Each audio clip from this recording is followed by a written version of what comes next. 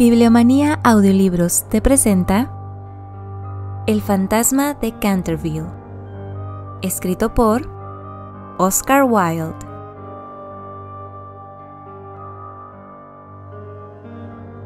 Capítulo 1.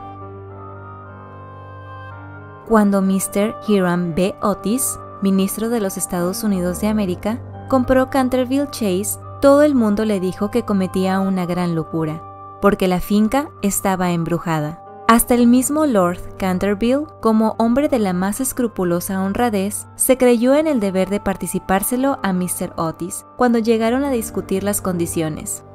Nosotros mismos, dijo Lord Canterville, nos hemos resistido en absoluto a vivir en ese sitio desde la época en que mi tía abuela, la duquesa de Bolton, tuvo un ataque de nervios, del que nunca se repuso por completo, motivado por el espanto que experimentó al sentir que las manos de un esqueleto se posaban sobre sus hombros, estando vistiéndose para cenar. Me creo en el deber de decirle, Mr. Otis, que el fantasma ha sido visto por varios miembros de mi familia que viven actualmente, así como por el rector de la parroquia, el reverendo Augusto Dampier, agregado del King's College de Oxford. Después del trágico accidente ocurrido a la duquesa, ninguna de las doncellas quiso quedarse en casa y Lady Canterville no pudo ya conciliar el sueño a causa de los ruidos misteriosos que llegaban del corredor y de la biblioteca. «Mi lord», respondió el ministro, «también me quedaré con los muebles y el fantasma bajo inventario. Llego de un país moderno en el que podemos tener todo cuanto el dinero es capaz de proporcionar, y esos mozos nuestros, jóvenes y turbulentos, que recorren el viejo continente escandalizándolo, que se llevan los mejores actores de ustedes y sus mejores primadonas, estoy seguro de que si queda todavía un verdadero fantasma en Europa, vendrán a buscarlo enseguida para colocarle en uno de nuestros museos públicos o para pasearle por los caminos como un fenómeno». «El fantasma existe, me lo temo», dijo Lord Canterville sonriendo, aunque quizás se resiste a las ofertas de sus intrépidos empresarios. «Hace más de 3 siglos que se le conoce, data con precisión de 1574 y nunca deja de mostrarse cuando está a punto de ocurrir alguna defunción en la familia». «Bah, los médicos de cabecera hacen lo mismo, Lord Canterville. Amigo mío, un fantasma no puede existir y no creo que las leyes de la naturaleza admitan excepciones en favor de la aristocracia inglesa». «Realmente», dijo Lord Canterville, que no acababa de comprender la última observación de Mr. Otis, «ustedes son muy sencillos en América. Ahora bien, si le gusta a usted tener un fantasma en casa, mejor que mejor. Acuérdese únicamente que yo le previne». Algunas semanas después se cerró el trato y a fines de la estación, el ministro y su familia emprendieron el viaje hacia Canterville Chase. La señora Otis, que con el nombre de Miss Lucrecia R. Tappan, de la calle West 53, había sido una célebre beldad de Nueva York, era todavía una mujer muy bella, de edad regular, con unos ojos hermosos y un perfil magnífico. Muchas damas americanas, como abandonan su país natal, adoptan aires de persona atacada de una enfermedad crónica y se figuran que eso es uno de los sellos de distinción europea. Pero la señora Otis no cayó nunca en ese error. Tenía una naturaleza espléndida y una abundancia extraordinaria de vitalidad.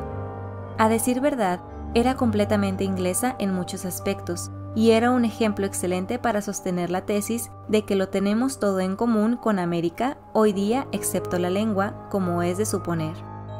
Su hijo mayor, bautizado con el nombre de Washington por sus padres, en un momento de patriotismo que él no cesaba de lamentar, era un muchacho rubio de bastante buena figura, que había logrado que se le considerase candidato a la diplomacia, dirigiendo al grupo alemán en los festivales del casino de Newport durante 3 temporadas seguidas, y aún en Londres pasaba por ser un bailarín excepcional.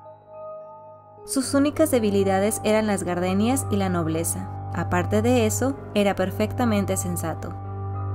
Miss Virginia E. Otis era una muchachita de 15 años, esbelta y graciosa como un cervatillo, con mirada francamente encantadora en sus grandes ojos azules. Amazona maravillosa, sobre su pony derrotó una vez en carreras al viejo Lord Bilton, dando 2 veces la vuelta al parque, ganándole por caballo y medio, precisamente frente a la estatua de Aquiles. lo cual provocó un entusiasmo tan grande en el joven duque de Cheshire que le propuso matrimonio allí mismo, y sus tutores tuvieron que mandarle aquella misma noche a Eton, bañado en lágrimas. Después de Virginia venían 2 gemelos, a quienes llamaban Estrellas y Rayas porque se les encontraba siempre juntos. Eran unos niños encantadores y, con el ministro, los únicos verdaderos republicanos de la familia. Como Canterville Chase está a 7 millas de Ascot, la estación más próxima, Mr. Otis telegrafió que fueran a buscarle en coche descubierto y emprendieron la marcha en medio de la mayor alegría. Era una noche encantadora de julio y el aire estaba impregnado por el aroma de los pinos. De vez en cuando se oía una paloma arrullándose dulcemente, o se vislumbraba entre los helechos la pechuga de oro bruñido de algún faisán. Ligeras ardillas les espiaban desde lo alto de las hayas a su paso. Unos conejos corrían como exhalaciones a través de los matorrales o sobre los collados cubiertos de musgo levantando su rabo blanco. Sin embargo, no bien entraron en la avenida de Canterville Chase, el cielo se cubrió repentinamente de nubes. Un extraño silencio pareció invadir toda la atmósfera. Una gran bandada de cornejas cruzó calladamente por encima de sus cabezas, y antes de que llegasen a la casa ya habían caído algunas gotas de lluvia. En los escalones se hallaba para recibirles una anciana, pulcramente vestida de seda negra, con cofia y delantal blancos. Era la señora Umney, el ama de gobierno que la señora Otis, por vehementes requerimientos de Lady Canterville, accedió a conservar en su puesto. Hizo una profunda reverencia a cada uno de la familia cuando echaron pie a tierra y dijo, con la singular cortesía de los buenos tiempos antiguos: «Les doy la bienvenida a Canterville Chase». La siguieron, atravesando un hermoso hall de estilo Tudor, hasta la biblioteca, largo salón espacioso con las paredes cubiertas por madera de roble oscuro que terminaba en un ancho ventanal de cristales. Estaba preparado el té. Luego, una vez que se quitaron los abrigos, ya sentados se pusieron a curiosear en torno suyo, mientras la señora Umney iba de un lado para otro. De pronto, la mirada de la señora Otis cayó sobre una mancha de un rojo oscuro que había sobre el pavimento, precisamente al lado de la chimenea, y, sin darse cuenta de sus palabras, dijo a la señora Umney: «Creo que han vertido algo en ese sitio». «Sí, señora», contestó la señora Umney en voz baja. «En ese lugar se ha vertido sangre». «¡Qué horror!», exclamó la señora Otis. «No quiero manchas de sangre en un salón. Es preciso quitar eso inmediatamente». La vieja sonrió y con voz misteriosa repuso: «Es sangre de Lady Leonor de Canterville, que fue muerta en ese mismo sitio por su propio marido, Sir Simon de Canterville, en 1565. Sir Simon la sobrevivió 9 años, desapareciendo de repente en circunstancias misteriosísimas. Su cuerpo no se encontró nunca, pero su alma culpable sigue embrujando la casa. La mancha de sangre ha sido muy admirada por los turistas y otras personas y no puede quitarse». «Todo eso son tonterías», exclamó Washington Otis. «El producto quitamanchas, el limpiador incomparable Campeón, marca Pinkerton y el detergente Paragon harán desaparecer eso en un instante». Y sin dar tiempo a que el ama de gobierno, aterrada, pudiese intervenir, ya se había arrodillado y frotaba rápidamente el entarimado con una barrita de una sustancia parecida al cosmético negro. A los pocos instantes la mancha había desaparecido sin dejar rastro.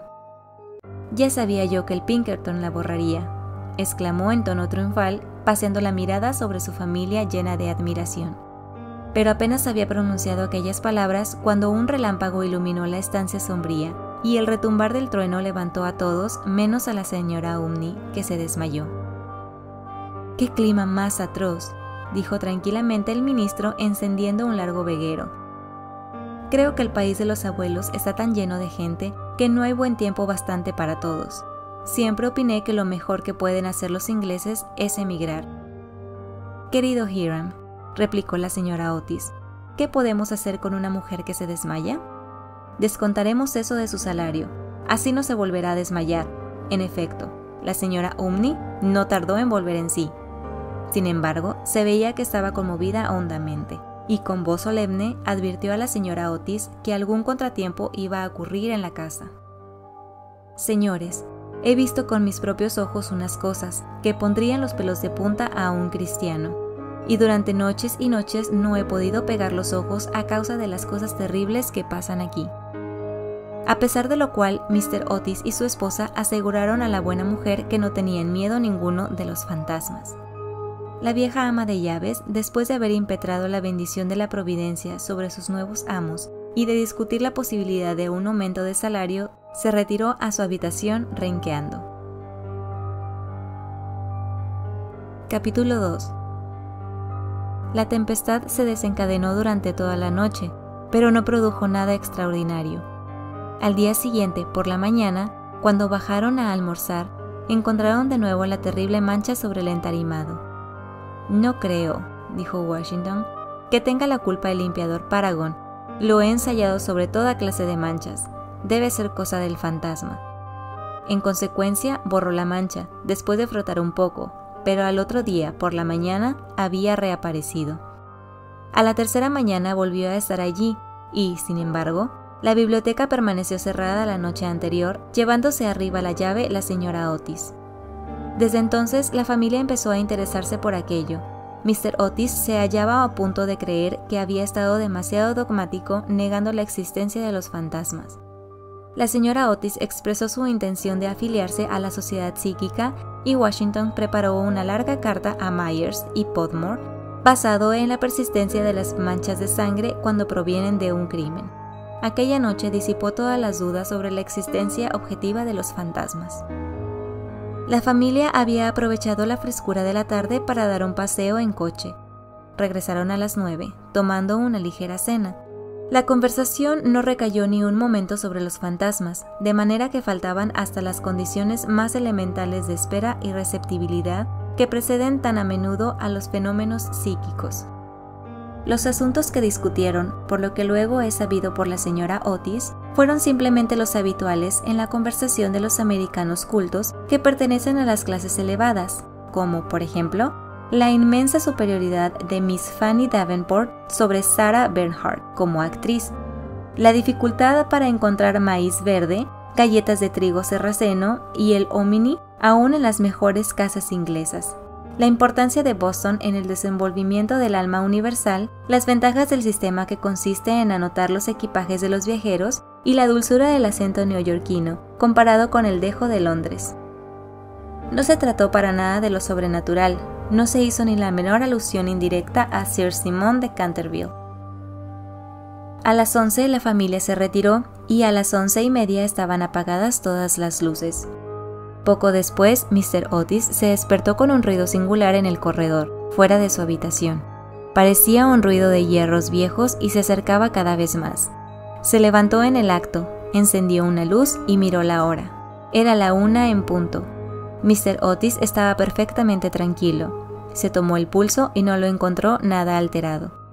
El ruido extraño continuaba, al mismo tiempo que se oía claramente el sonar de unos pasos.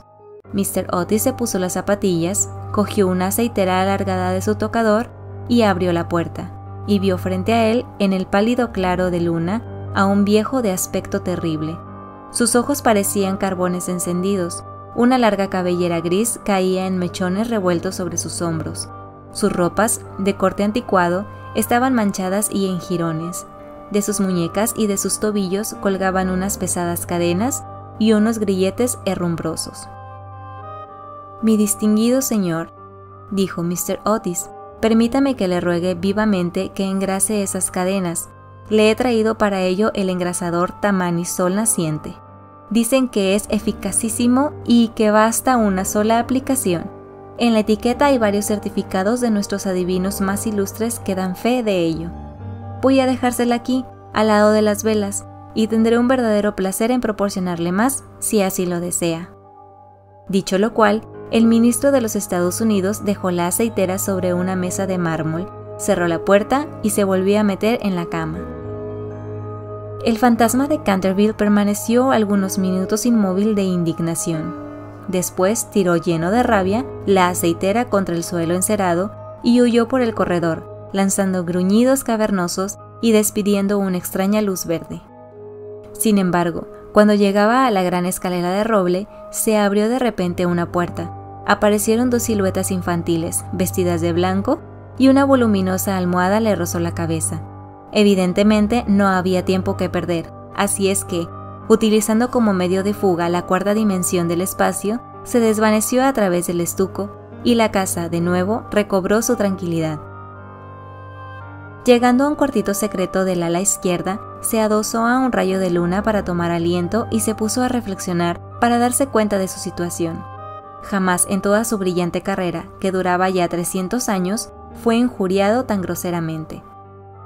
Se acordó de la duquesa viuda, en quien provocó una crisis de terror cuando estaba mirándose en el espejo, cubierta de brillantes y de encajes, de las 4 doncellas a quienes había enloquecido, produciéndoles convulsiones histéricas solo con hacerles visajes entre las cortinas de una de las habitaciones destinadas a invitados, del rector de la parroquia, cuya vela apagó de un soplo cuando volvía el buen señor de la biblioteca a una hora avanzada, y que desde entonces tuvo que estar bajo el cuidado de Sir William Gould, convertido en mártir de toda clase de alteraciones nerviosas, de la vieja señora de Termoilac, que al despertarse al amanecer y descubrir un esqueleto sentado en un sillón al lado de la lumbre, entretenido en leer su diario, tuvo que guardar cama durante 6 meses, víctima de un ataque cerebral. Una vez curada, se reconcilió con la Iglesia y rompió sus relaciones con el señalado escéptico Voltaire. Recordó también la noche terrible en que el bribón de Lord Canterville fue hallado ahogándose en su vestidor, con una sota de espadas hundida en la garganta, viéndose obligado a confesar antes de morir que por medio de aquella carta había timado la suma de 50,000 libras a Jaime Fox, en casa de Crookford, y juró que aquella carta se la hizo tragar el fantasma. Todas sus grandes hazañas le volvían a la memoria.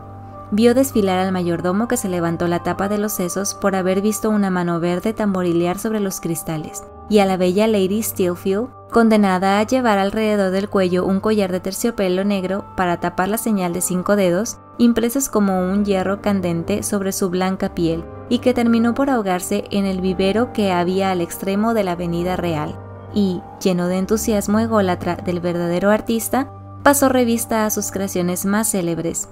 Se dedicó una amarga sonrisa al evocar su última aparición en el papel de Rubén el Rojo o el Niño Estrangulado, su debut como Gibeón el Flaco o el Vampiro del Páramo de Bexley, y el furor que causó una noche solitaria de junio jugando a los bolos con sus propios huesos sobre el campo de tenis. Y después de todo, para que unos miserables americanos le ofreciesen el engrasador marca Sol Naciente y le tirasen almohadas a la cabeza. Era realmente intolerable. Además, la historia nos enseña que jamás fue tratado ningún fantasma de manera semejante. Llegó a la conclusión de que era preciso tomarse la revancha y permaneció hasta el amanecer con actitud de profunda meditación.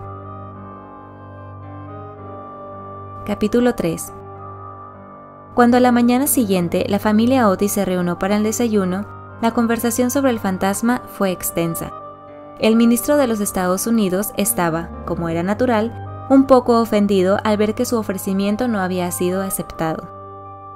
No quisiera en modo alguno injuriar personalmente al fantasma, dijo, y reconozco que, dada la larga duración de su estancia en la casa, era correcto tirarle una almohada a la cabeza. Siento tener que decir que esta observación tan justa provocó una explosión de risa en los gemelos. Pero por otro lado, prosiguió Mr. Otis, si se empeña, sin más ni más, en no hacer uso del engrasador marca Sol Naciente, nos veremos precisados a quitarle las cadenas. No podremos dormir con todo ese ruido a la puerta de las alcobas. Pero sin embargo, en el resto de la semana no fueron molestados. Lo único que les llamó la atención fue la reaparición continua de la mancha de sangre sobre el piso de la biblioteca. Era realmente muy extraño, ya que la señora Otis cerraba la puerta con llave por la noche y las ventanas permanecían con las rejas cerradas. Los cambios de color que sufría la mancha, comparables a las de un camaleón, produjeron también frecuentes comentarios en la familia.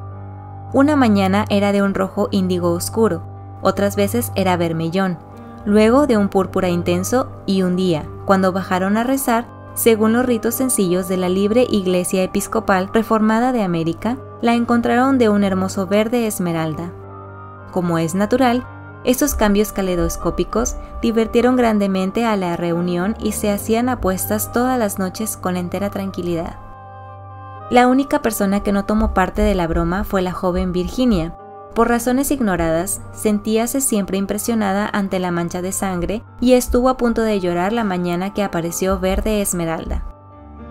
La segunda aparición del fantasma fue un domingo por la noche. Al poco tiempo de estar todos acostados, les alarmó un enorme estrépito que se oyó en el hall. Bajaron apresuradamente y se encontraron con que una armadura completa se había desprendido de su soporte, cayendo sobre las losas, mientras, sentados en un sillón de alto respaldo, el fantasma de Canterville se restregaba las rodillas, con una expresión de agudo dolor sobre su rostro. Los gemelos, que se habían provisto de sus cerbatanas, le lanzaron inmediatamente 2 proyectiles, con esa seguridad de puntería que solo se adquiere a fuerza de una larga y cuidadosa práctica sobre un profesor de caligrafía. Mientras tanto, el ministro de los Estados Unidos mantenía al fantasma bajo la amenaza de su revólver y, conforme a la etiqueta californiana, le intimaba a levantar los brazos. El fantasma se alzó bruscamente lanzando un grito de furor salvaje y pasó en medio de ellos como una nube, apagando de paso la vela de Washington Otis y dejándoles a todos en la mayor oscuridad. Cuando llegó a lo alto de la escalera, una vez dueño de sí, se decidió a lanzar su célebre repique de carcajadas satánicas.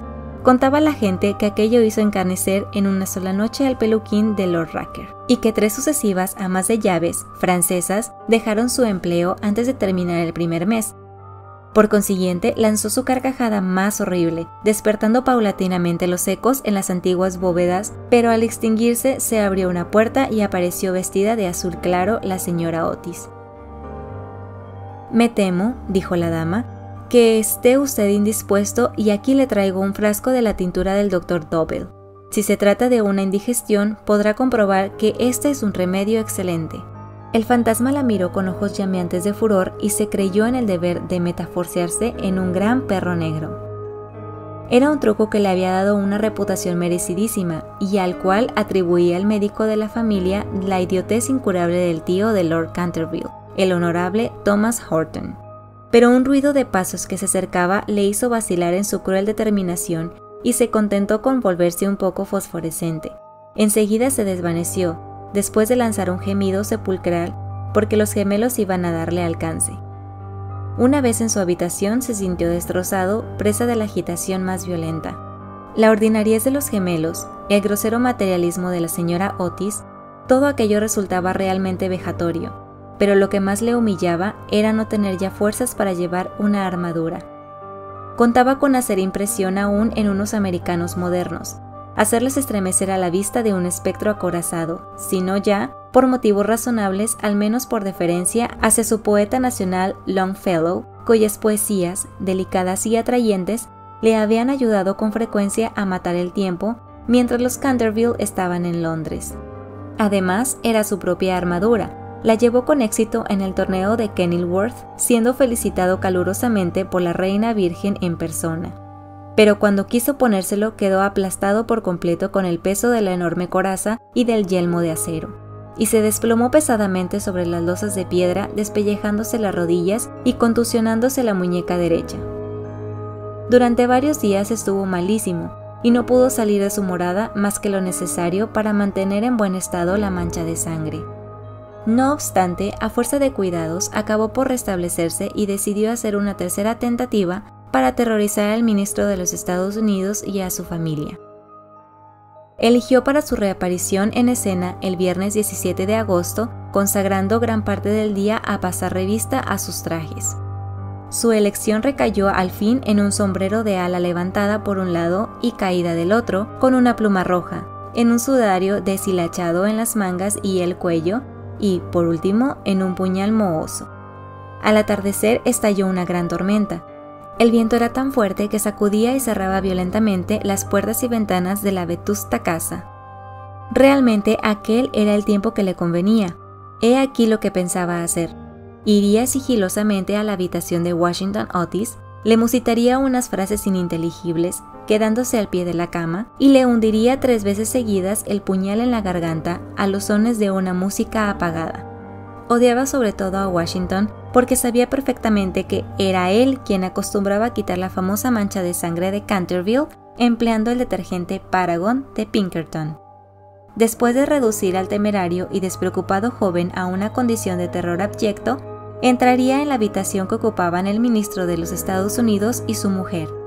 Una vez allí, colocaría una mano viscosa sobre la frente de la señora Otis y al mismo tiempo murmuraría, con voz sorda, al oído del ministro tembloroso, los secretos terribles del osario.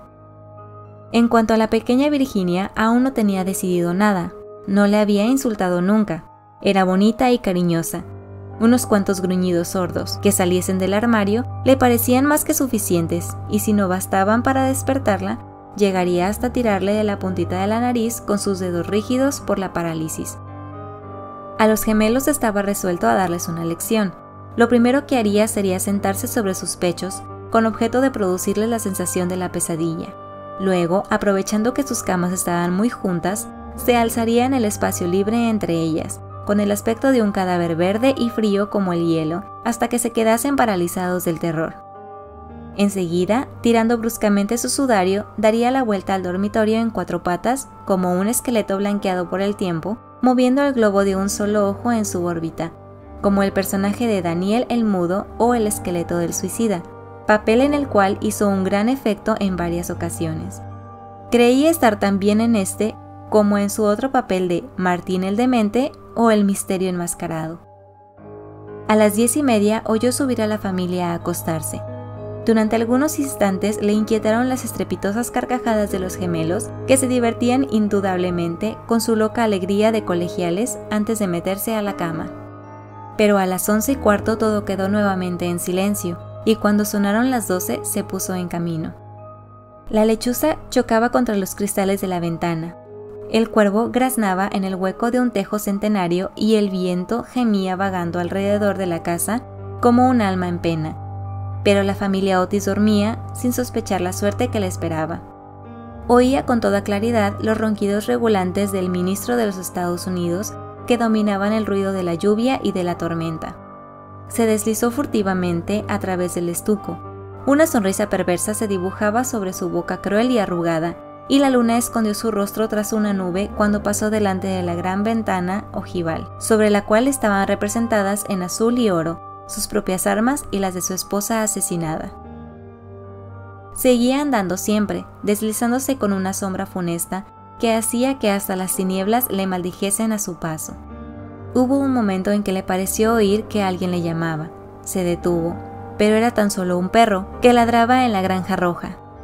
Prosiguió su marcha, mascullando extraños juramentos del siglo XVI y blandiendo de vez en cuando el puñal enmohecido en el aire de medianoche.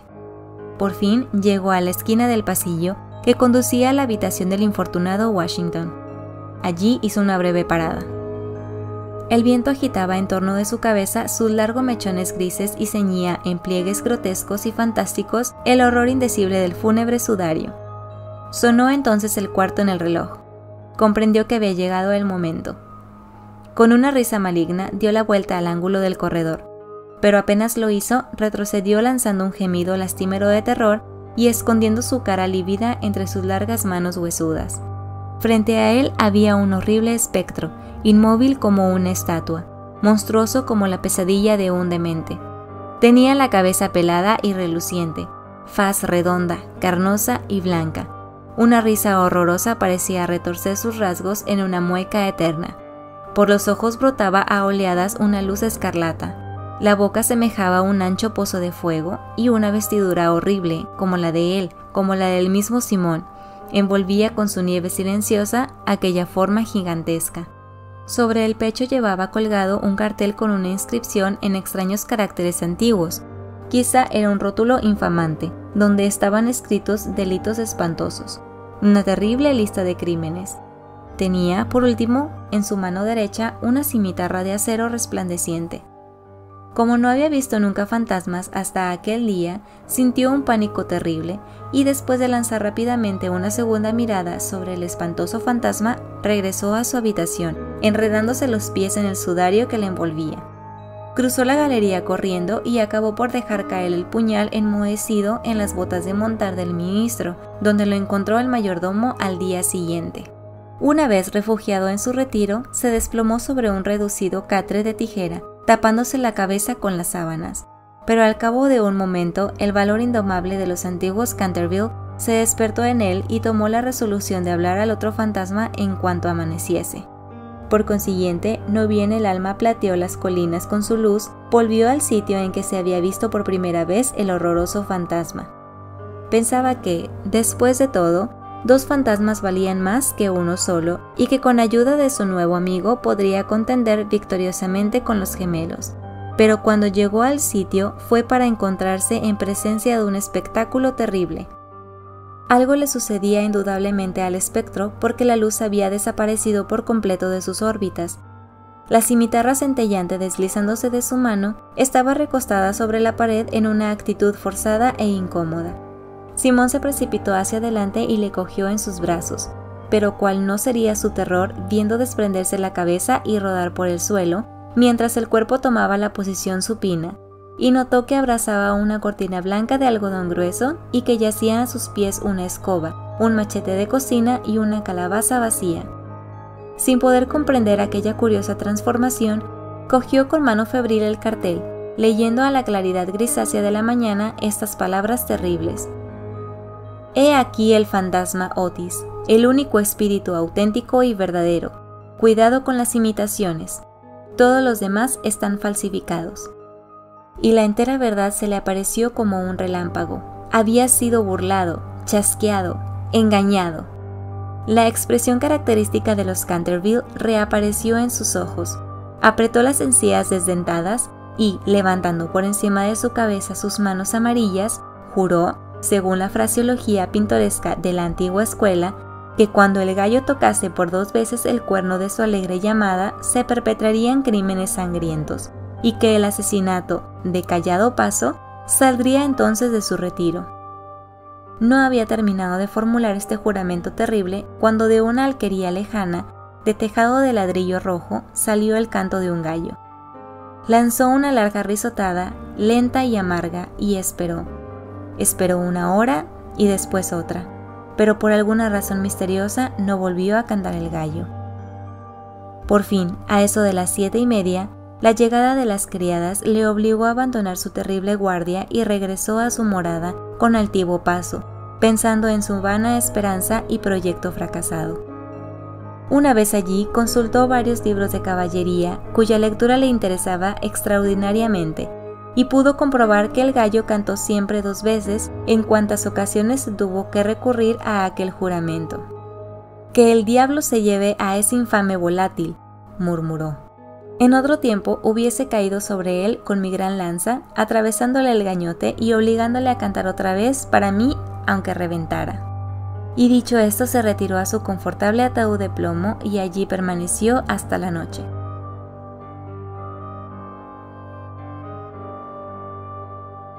Capítulo 4. Al día siguiente, el fantasma se sintió muy débil y cansado. Las terribles emociones de las 4 últimas semanas empezaban a producir su efecto. Tenía el sistema nervioso completamente alterado y temblaba al más ligero ruido. No salió de su habitación en 5 días y concluyó por hacer una concesión en lo relativo a la mancha de sangre del salón de la biblioteca. Puesto que la familia Otis no quería verla, era indudablemente que no la merecía. Aquella gente estaba colocada a ojos vistas en un plano inferior de vida material y era incapaz de apreciar el valor simbólico de los fenómenos sensibles. La cuestión de las apariciones de fantasmas y el desenvolvimiento de los cuerpos astrales eran realmente para él una cosa muy distinta e indiscutiblemente fuera de su gobierno. Pero por lo menos constituía para él un deber ineludible mostrarse en el corredor una vez a la semana y farfullar por la gran ventana ojival el 1 y el 3 miércoles de cada mes. No veía ningún medio digno de sustraerse a aquella obligación. Verdad es que su vida estuvo llena de crímenes, pero quitado eso era hombre muy concienzudo en todo cuanto se relacionaba con lo sobrenatural. Así, pues, los 3 sábados siguientes atravesó, como de costumbre, el corredor entre 12 de la noche y 3 de la madrugada, tomando todas las precauciones posibles para no ser visto ni oído. Se quitaba las botas, pisaba lo más ligeramente que podía sobre las viejas maderas carcomidas, se envolvía en una gran capa de terciopelo negro y no dejaba de usar el engrasador Sol Naciente para engrasar sus cadenas. Me veo precisado a reconocer que solo después de muchas vacilaciones se decidió a adoptar esta última forma de protegerse, pero al fin, una noche, mientras cenaba la familia, se deslizó en el dormitorio del señor Otis y se llevó el frasquito. Al principio se sintió un poco humillado, pero después fue suficientemente razonable para comprender que aquel invento merecía grandes elogios y que cooperaba, en cierto modo, a la realización de sus proyectos. A pesar de todo, no se vio a cubierto de molestias. No dejaba nunca de tenderle cuerdas de lado al otro del corredor para hacerle tropezar en la oscuridad, y una vez que se había disfrazado para el papel de Isaac el Negro o el cazador del bosque de Huxley, cayó de bruces al ponerse el pie sobre una plancha de maderas enjabonadas que habían colocado los gemelos desde el umbral del salón de tapices hasta la parte alta de la escalera de roble. Esta última afrenta le dio tal rabia que decidió hacer un esfuerzo para imponer su dignidad y consolidar su posición social, y formó el proyecto de visitar a la noche siguiente a los insolentes chicos de Eton en su célebre papel de Ruperto el Temerario o el Conde sin Cabeza. No se había mostrado con aquel disfraz desde hacía 70 años, es decir, desde que causó con él tal pavor a la bella Lady Barbara Modish que ésta se retiró su consentimiento al abuelo del actual Lord Canterville y se fugó a Gretna Green con el arrogante Jack Castletown, jurando que por nada del mundo consentiría en emparentar con una familia que toleraba los paseos de un fantasma tan horrible por la terraza al atardecer. El pobre Jack fue al poco tiempo muerto en duelo con arma de fuego por Lord Canterville en terrenos de Wandsworth, y Lady Bárbara murió de pena en Tunbridge Wells antes de terminar el año, así que fue un gran éxito en todos los sentidos. Sin embargo, fue permitiéndome emplear un término teatral para aplicarle a uno de los mayores misterios del mundo sobrenatural o, en lenguaje más científico, del mundo superior a la naturaleza, una creación de las más difíciles, y necesitó sus 3 buenas horas para terminar los preparativos. Por fin, todo estuvo listo y él contentísimo de su disfraz. Las grandes botas de montar que hacían juego con el traje eran, eso sí, un poco holgadas para él, y no pudo encontrar más que una de las 2 pistolas de arzón, pero en general quedó satisfechísimo y a la 1:15 pasó a través del estuco y bajó al corredor. Cuando estuvo cerca de la habitación ocupada por los gemelos y a la que se llamaba el dormitorio azul por el color de sus cortinajes, se encontró con la puerta entreabierta. A fin de hacer una entrada efectista, la abrió de par en par con violencia, pero se le vino encima una jarra de agua que le empapó hasta los huesos, no dándole en el hombro por unos milímetros.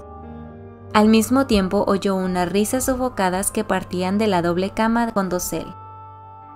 Su sistema nervioso sufrió tal conmoción que regresó a sus habitaciones a toda prisa, y al día siguiente tuvo que permanecer en la cama con un fuerte catarro. El único consuelo que tuvo fue el de no haber llevado su cabeza sobre los hombros, pues de lo contrario las consecuencias hubieran podido ser más graves. Desde entonces renunció para siempre a espantar a aquella recia familia de americanos y se contentó, por regla general, con vagar por el corredor, en zapatillas de fieltro, envuelto en cuello con una gruesa bufanda, por temor a las corrientes de aire, y provisto de un pequeño arcabuz para el caso en que fuese atacado por los gemelos. Hacia el 19 de septiembre fue cuando recibió el golpe de gracia. Había bajado por la escalera hasta el espacioso hall, seguro de que en aquel sitio por lo menos nadie le iba a molestar, y se entretenía en hacer observaciones satíricas sobre las grandes fotografías del ministro de los Estados Unidos y de su mujer, hechas en casa por Sarony, y que ahora ocupaban el lugar de los retratos de la familia Canterville. Iba vestido, sencilla pero decentemente, con un largo sudario salpicado de moho de cementerio. Se había atado la quijada con una tira de tela amarilla y llevaba una linternita y un azadón de sepulturero. En una palabra, iba disfrazado de Jonás, el desenterrador, o el ladrón de cadáveres de Chertsey Barn. Era una de las creaciones más notables y de las que guardaban recuerdo con más motivo los Canterville, ya que fue la verdadera causa de su riña con Lord Rufford, vecino suyo. Serían aproximadamente las 2:15 de la madrugada y a su juicio no se movía nadie en la casa. pero cuando se dirigía tranquilamente hacia la biblioteca para ver lo que quedaba de la mancha de sangre, se abalanzaron hacia él, desde un rincón sombrío, dos siluetas, agitándose locamente sus brazos sobre sus cabezas, mientras gritaban a su oído, Lleno de pánico, cosa muy natural en aquellas circunstancias, se precipitó hacia la escalera, pero entonces se encontró frente a Washington Otis, que le esperaba armado con la gran regadera del jardín, de tal modo que, cercado por sus enemigos, casi acorralado, tuvo que evaporarse en la gran estufa de hierro colado, que felizmente para él no estaba encendida, y abrirse paso hasta sus habitaciones por entre los cañones de las chimeneas, llegando a su refugio en el lamentable estado en que lo pusieron la agitación, el hollín y la desesperación. Desde aquella noche no volvió a vérsele nunca en expediciones nocturnas. Los gemelos se quedaron muchas veces en acecho para sorprenderle, sembrando de cáscaras de nuez los corredores todas las noches, con gran enojo de sus padres y de los criados. Pero fue inútil. Su amor propio estaba profundamente herido sin duda y no quería mostrarse. En vista de ello, Mr. Otis reanudó de nuevo el trabajo en su gran obra sobre la historia del Partido Demócrata, obra que había empezado 3 años antes. La señora Otis organizó un clampaque extraordinario que dejó muy impresionados a todos los de la comarca. Los niños se dedicaron a jugar a la barra, al écarté, al póker y a otros juegos típicos de América. Virginia dio paseos a caballo por caminos y veredas en compañía del duque de Cheshire, que se hallaba en Canterville pasando su última semana de vacaciones. Todo el mundo se figuraba que el fantasma había desaparecido y, en consecuencia, Mr. Otis escribió una carta a Lord Canterville para comunicárselo, y recibió una contestación, otra carta en la que éste le testimoniaba el placer que le producía la noticia y enviaba sus más sinceras felicitaciones a la digna esposa del ministro. Pero los Otis se equivocaban. El fantasma seguía en la casa y, aunque se hallaba muy delicado, no estaba dispuesto a retirarse, sobre todo después de saber que figuraba entre los invitados el duque de Cheshire, cuyo tío, Lord Francis Stilton, apostó una vez 100 guineas con el coronel Carbury a que jugaría a los dados con el fantasma de Canterville. A la mañana siguiente se encontraron a Lord Stilton tendido sobre el suelo del salón de juego en un estado de parálisis tal que, a pesar de la edad avanzada que alcanzó, no pudo ya nunca pronunciar más palabra que esta: 6 dobles. Esta historia era muy conocida en su tiempo, aunque, en atención a los sentimientos de las dos nobles familias, se hiciera todo lo posible por ocultarla, y existe un relato detallado de todo lo referente a ella en el tomo de 3 de las memorias de Lord Tattle sobre el príncipe regente y sus amigos. Desde entonces, el fantasma deseaba vehementemente probar por qué no había perdido su influencia sobre los Stilton, con lo que además estaba emparentado, pues una prima hermana suya se casó en segundas nupcias con el señor Bulkeley, del que descienden en línea directa, como todo el mundo sabe, los duques de Cheshire. Por consiguiente, hizo sus preparativos para mostrarse al joven enamorado de Virginia en su famoso papel del fraile vampiro o el benedictino sin sangre. Era un espectáculo tan espantoso que cuando la vieja Lady Startup se le vio representar, es decir, la víspera del año nuevo de 1764, empezó a lanzar chillidos agudos que le provocaron un fuerte ataque de apoplejía y su fallecimiento al cabo de 3 días. No sin que desheredara antes a los Canterville, que eran sus parientes más cercanos, y legase todo su dinero a su farmacéutico de Londres. Pero a última hora, el terror que le inspiraban los gemelos le retuvo en su habitación, y el joven duque durmió tranquilo en el gran lecho con dosel coronado de plumas del dormitorio real, soñando con Virginia. Capítulo 5. Unos días después, Virginia y su adorador de cabello rizado dieron un paseo a caballo por los prados de Brooklyn, paseo en el que ella se desgarró su vestido de amazona al saltar un seto, y de vuelta a su casa entró por la escalera de detrás para que no la viesen. Al pasar corriendo por delante de la puerta del salón de tapices, que estaba abierta de par en par, le pareció ver a alguien adentro.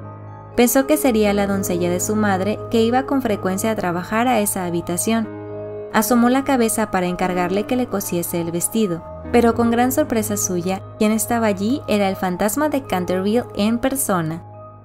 Estaba sentado junto a la ventana contemplando las hojas doradas que danzaban en el aire, desprendidas de los árboles amarillentos y las hojas bermejas que bailaban locamente a lo largo de la gran avenida. Tenía la cabeza apoyada en una mano y toda su actitud revelaba el desaliento más profundo. Realmente presentaba un aspecto tan desamparado, tan abatido, que la pequeña Virginia, en vez de ceder a su primer impulso, que fue echar a correr y encerrarse en su cuarto, se sintió llena de compasión y se decidió a ir a consolarle. Tenía la muchacha un paso tan ligero y él una melancolía tan honda que no se dio cuenta de su presencia hasta que le habló. «Lo he sentido mucho por usted», dijo, «pero mis hermanos regresan mañana a Eton y entonces, si se porta usted bien, nadie le atormentará». «Es absurdo pedirme que me porte bien», le respondió contemplando estupefacto a la jovencita que tenía la audacia de dirigirle la palabra. «Perfectamente inconcebible. Me es necesario arrastrar mis cadenas, gruñir a través de las cerraduras y deambular en la noche. Si es a eso a lo que se refiere, le diré que todo ello es la única razón de mi existencia». «Esa no es una razón para vivir molestando a la gente. En sus tiempos fue usted muy malo, ¿sabe?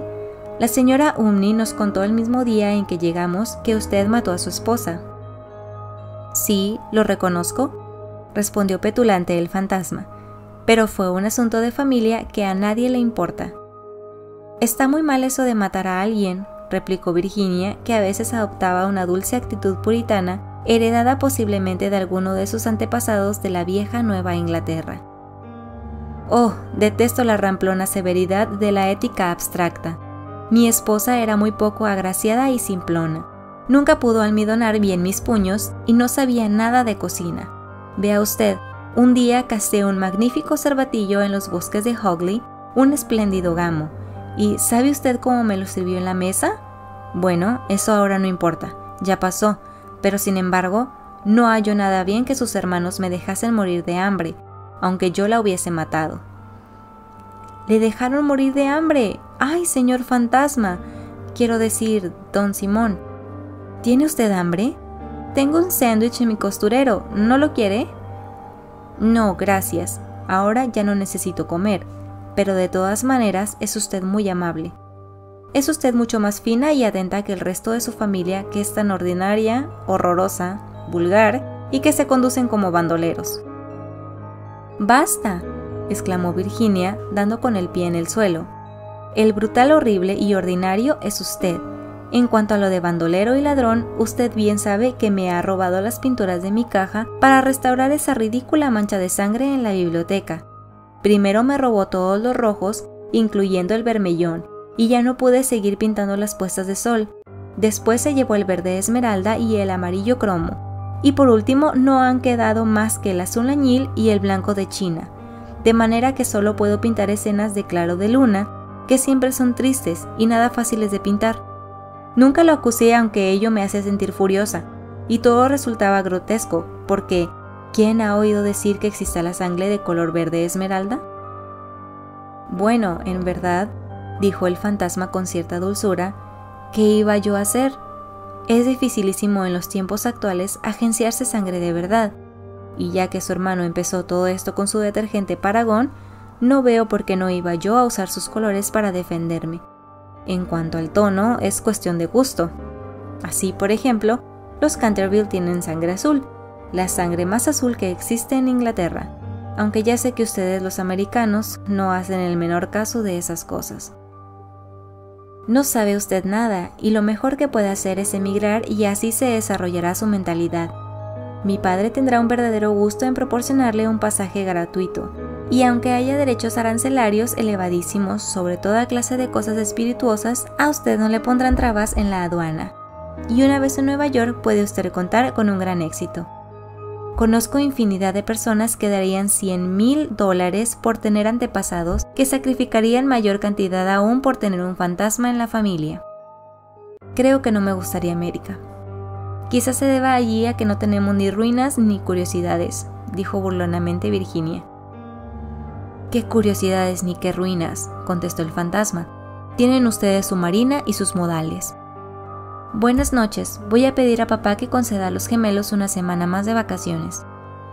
«No se vaya, Miss Virginia, se lo suplico», exclamó el fantasma. «Estoy tan solo y soy tan desgraciado que no sé qué hacer. Quisiera irme a dormir y no puedo».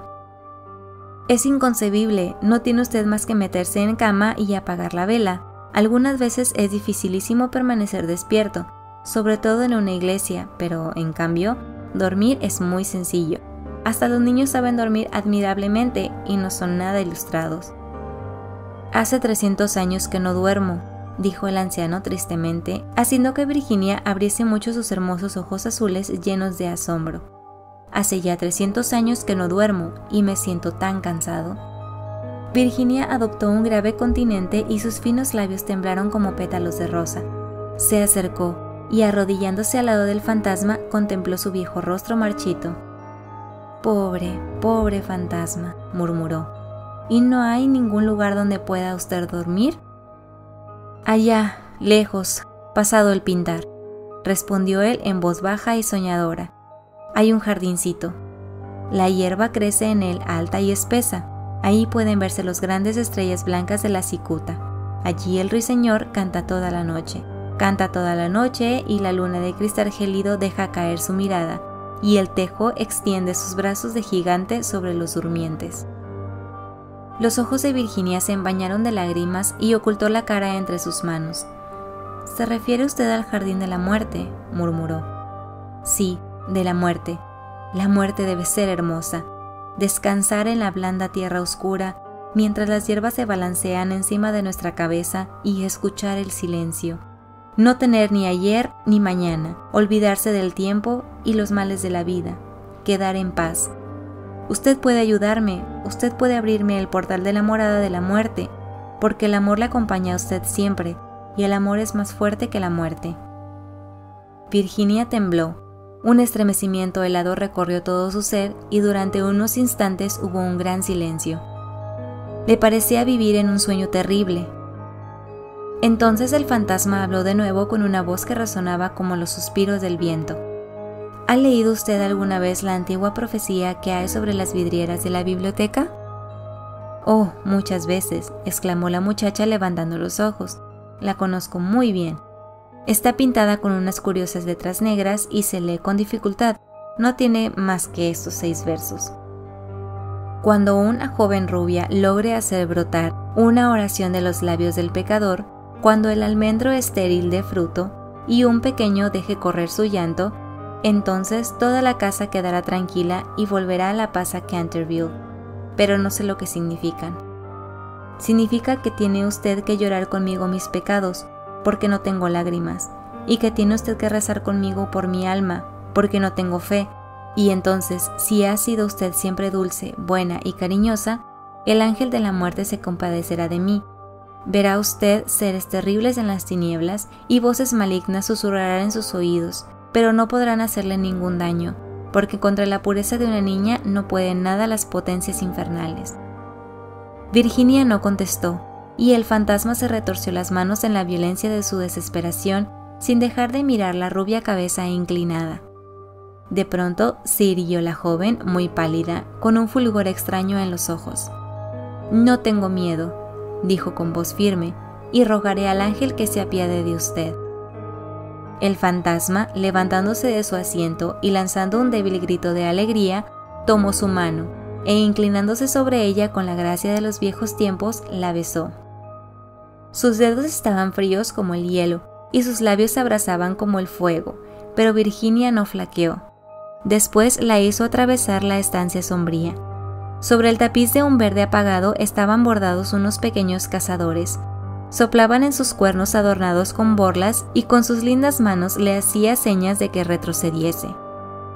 «Vuelve sobre tus pasos, Virginia, no sigas, vete, vete», gritaban. Pero el fantasma le apretaba en aquel momento la mano más con fuerza, y ella cerró los ojos para no verlos. Horribles alimañas de colas de lagarto y de ojos saltones hacían guiños maliciosos en las esquinas de la chimenea, mientras le decían en voz baja: «Ten cuidado, Virginia, ten cuidado, podríamos no volver a verte». Pero el fantasma apresuró entonces el paso y Virginia no oyó nada. Cuando llegaron al extremo de la estancia, el viejo se detuvo, murmurando unas palabras que ella no pudo comprender. Volvió Virginia a abrir los ojos y vio disiparse el muro lentamente como una neblina y abrirse una negra caverna. Un áspero y helado viento les azotó, sintiendo la muchacha que alguien tiraba de su vestido. ¡Deprisa, deprisa!, gritó el fantasma, o será demasiado tarde.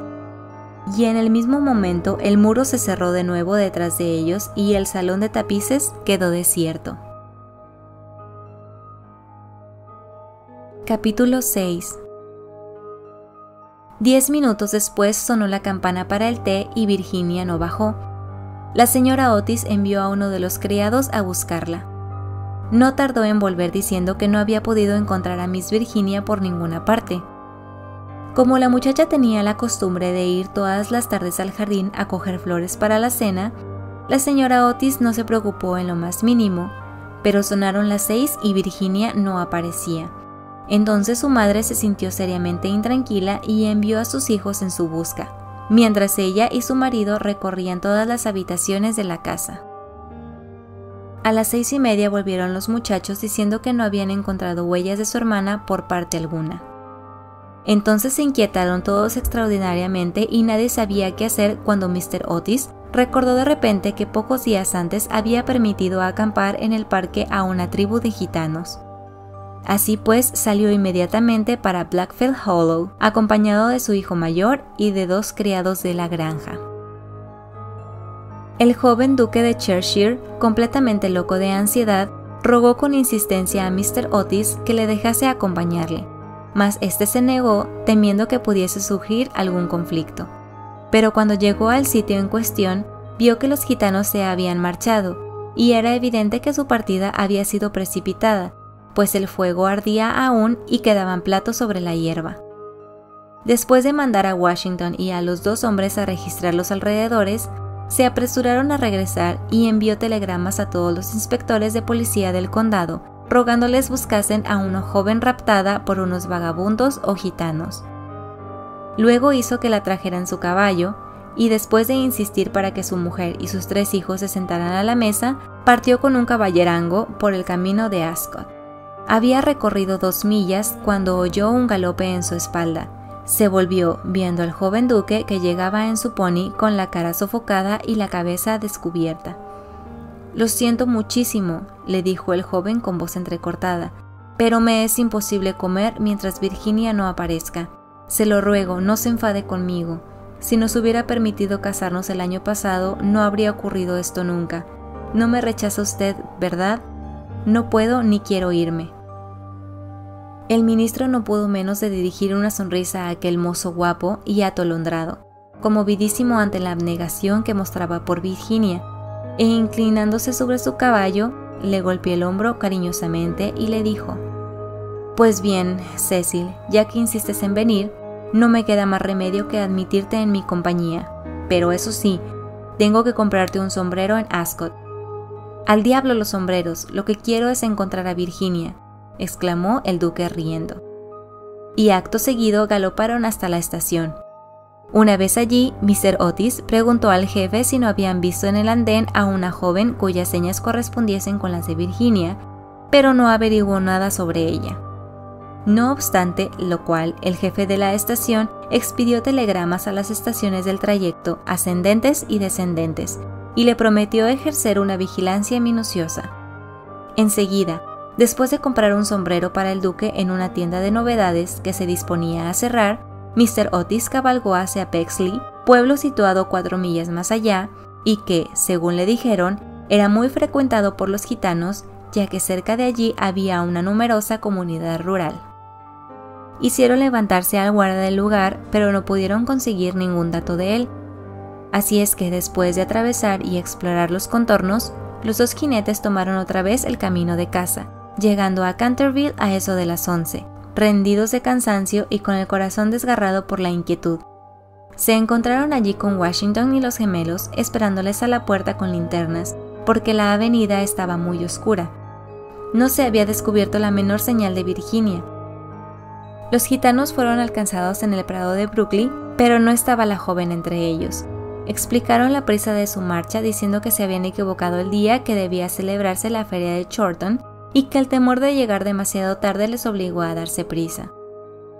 Además, parecieron desconsolados por la desaparición de Virginia, pues estaban agradecidísimos a Mr. Otis por haberles permitido acampar en su parque. 4 de ellos se quedaron detrás para tomar parte en las pesquisas. Se hizo vaciar el estanque de las carpas, registraron la finca en todos los sentidos, pero no consiguieron nada.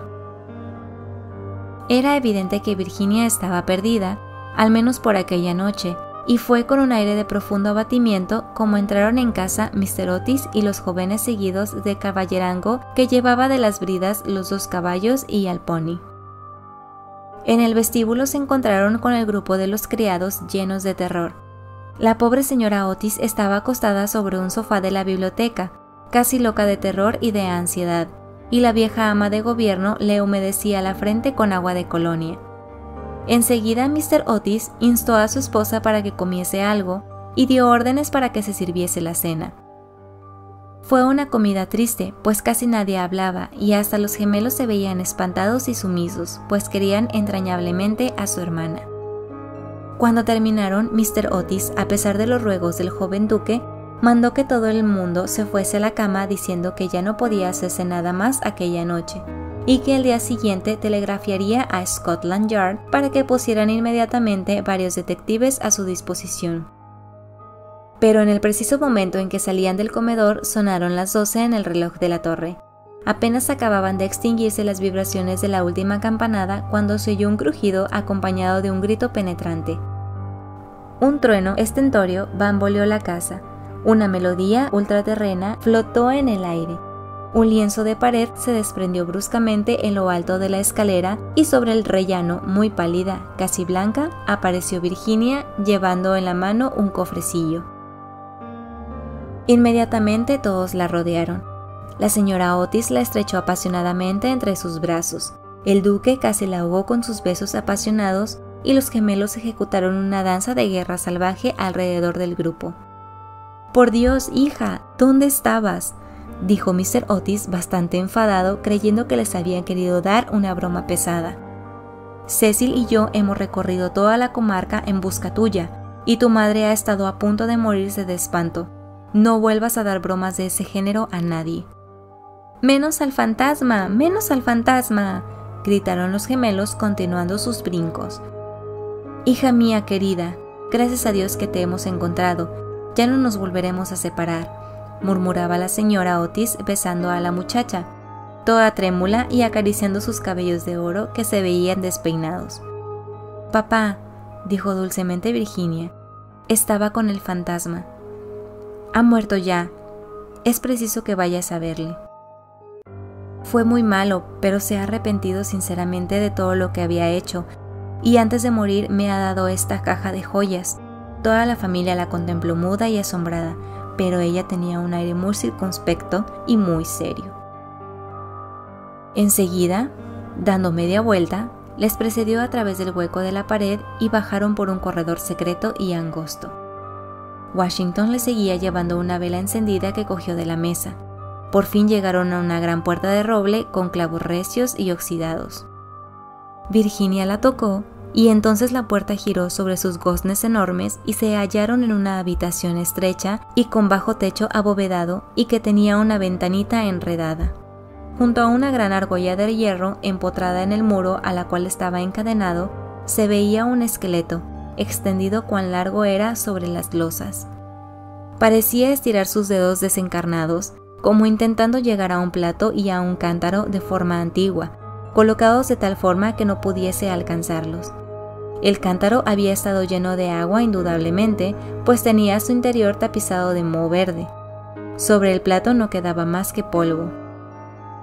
Virginia, arrodillada junto al esqueleto y uniendo sus finas manos, comenzó a rezar en silencio, mientras la familia contemplaba con asombro la horrible tragedia, cuyo secreto se les acababa de revelar.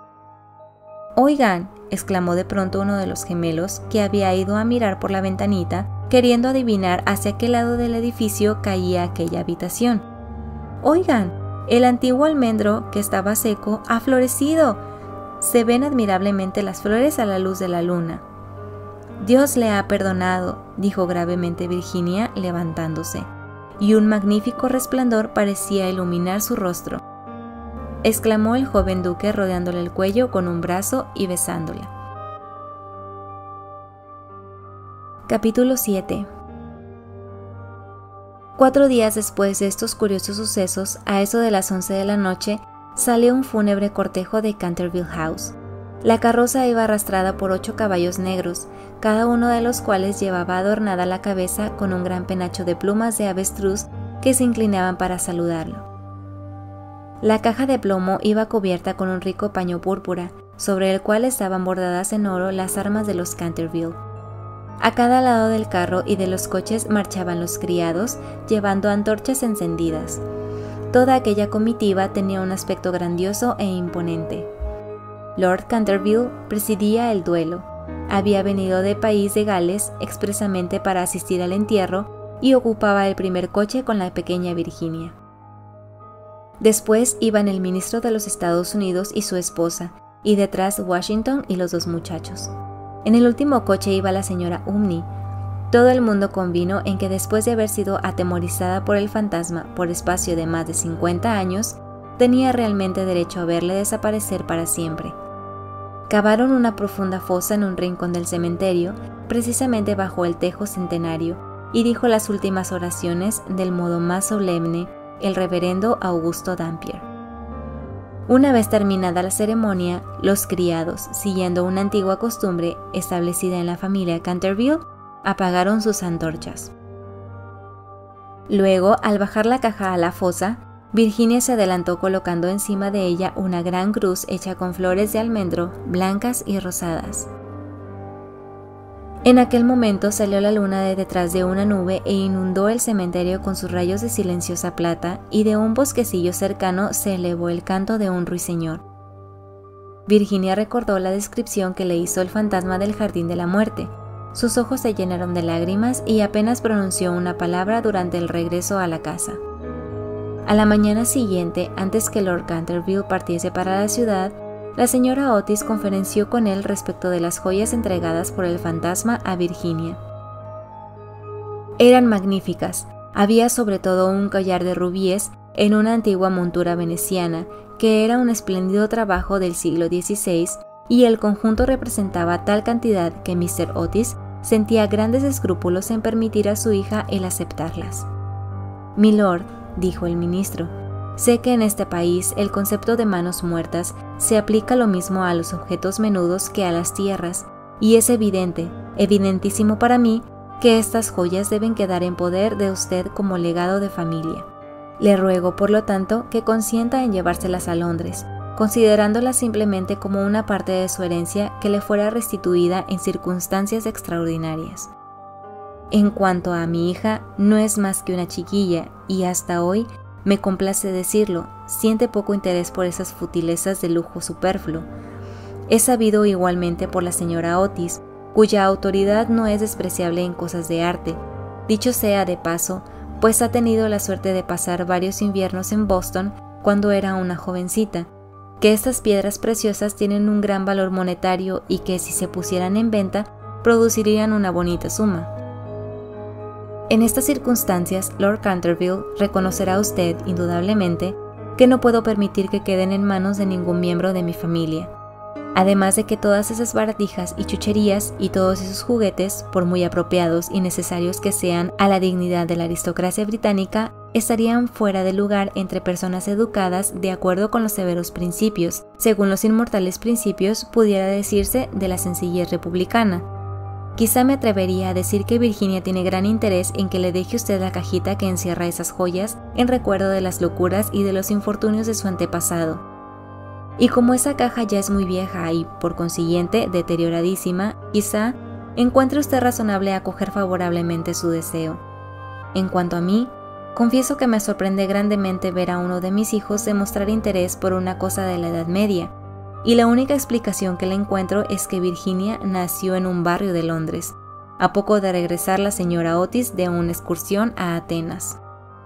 Lord Canterville escuchó con gran atención y muy serio el discurso del digno ministro, atusándose de vez en cuando su bigote gris para ocultar una sonrisa involuntaria. Una vez que hubo terminado, Mr. Otis le estrechó cordialmente la mano y contestó: «Mi querido amigo, su encantadora hija ha prestado un servicio importantísimo a mi desgraciado antecesor, Sir Simon. Mi familia y yo estamos llenos de gratitud hacia ella por su maravilloso valor y por la sangre fría que ha demostrado. Las joyas le pertenecen, sin duda alguna, y creo que si tuviese yo la suficiente insensibilidad para quitárselas, el viejo malvado saldría de su tumba al cabo de 15 días para hacerme la vida infernal.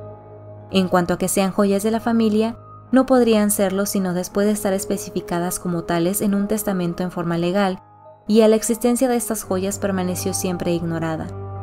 Le aseguro que son tan mías como de su mayordomo. Cuando Miss Virginia sea mayor, creo que le encantará tener cosas tan lindas para lucir.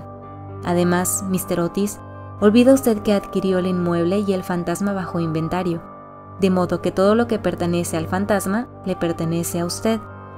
A pesar de las pruebas de actividad que ha dado Sir Simon por el corredor, no por eso deja de estar menos muerto desde el punto de vista legal, y su compra le hace a usted dueño de lo que pertenecía a él». Mr. Otis se quedó muy preocupado ante la negativa de Lord Canterville y le rogó que reflexionara nuevamente su decisión, pero el excelente par se mantuvo firme y terminó por convencer al ministro de que aceptase el regalo del fantasma. Cuando en la primavera de 1890 la duquesa de Cheshire fue presentada por primera vez en la recepción de la reina con motivo de su casamiento, sus joyas fueron tema de general comentario y admiración, porque Virginia fue agraciada con la diadema que se otorga como recompensa a todas las americanitas de buena conducta, y se casó con su novio en cuanto éste llegó a la mayoría de edad. Eran ambos tan simpáticos y agradables, y además se amaban de tal manera que no hubo quien no estuviese encantado con aquel matrimonio, menos la anciana marquesa de Dumbleton, quien había hecho todo lo posible por pescar al joven duque y casarle con alguna de sus 7 hijas. Para conseguirlo no dio menos de 3 comidas costosísimas y, cosa extraña de notarse, Mr. Otis en cierto modo le había ayudado. Mr. Otis sentía una viva simpatía personal por el duque, pero teóricamente era enemigo de los títulos nobiliarios y, según sus propias palabras, era de temer que, entre las influencias enervantes de una aristocracia ávida de placeres, llegase a olvidar su hija los verdaderos principios de la sencillez republicana. Sus observaciones quedaron olvidadas cuando avanzó por la nave central de la iglesia de San Jorge en Hanover Square, llevando a su hija apoyada en su brazo hacia el altar. No había en esos momentos un padre más orgulloso en todo el territorio de Inglaterra. El duque y la duquesa, pasada ya la luna de miel, regresaron a Canterville Chase y al día siguiente de su llegada, por la tarde, fueron a dar una vuelta por el cementerio solitario del atrio de la iglesia próxima al Pinar. Al principio se había tenido una serie de dificultades acerca de la inscripción que debería figurar en la lápida de Sir Simon, pero al final se decidió grabar solo las iniciales del nombre de aquel caballero y los versos que estaban escritos sobre la ventana de la biblioteca. La duquesa trajo consigo un ramo de rosas precioso y lo dejó sobre la tumba, y después de permanecer unos momentos de pie, caminaron dirigiéndose hacia el claustro en ruinas de la vieja abadía. La duquesa se sentó sobre el caído pilar de una columna, mientras que su esposo, descansando a sus pies, fumaba un cigarrillo, contemplando a su esposa y mirando sus bellos ojos. De pronto tiró el cigarro, le tomó la mano y le dijo: «Virginia, una buena esposa nunca debe tener secretos para su esposo». «Querido Cecil, yo no tengo secretos para ti». «Sí que los tienes», contestó él sonriendo. «Nunca me has contado lo que te pasó mientras estuviste encerrada con el fantasma». «Nunca se lo he contado a nadie, Cecil», dijo Virginia con una actitud reposada y seria. «Ya lo sé, pero a mí podrías decírmelo». «Por favor, no me preguntes, Cecil, no puedo decírtelo. Pobre Sir Simon, le debo mucho». «Sí, no te rías, Cecil, de veras, mucho le debo. Me hizo ver lo que era la vida y lo que significa la muerte, y por qué el amor es más fuerte que ambas». El duque se levantó inclinándose para besar amorosamente a su esposa. «Puedes guardarte tu secreto mientras pueda ser yo el dueño de tu corazón», murmuró. «Ese siempre ha sido tuyo, Cecil. Y algún día se lo contarás a nuestros hijos, ¿no es verdad?». Virginia se sonrojó. Fin.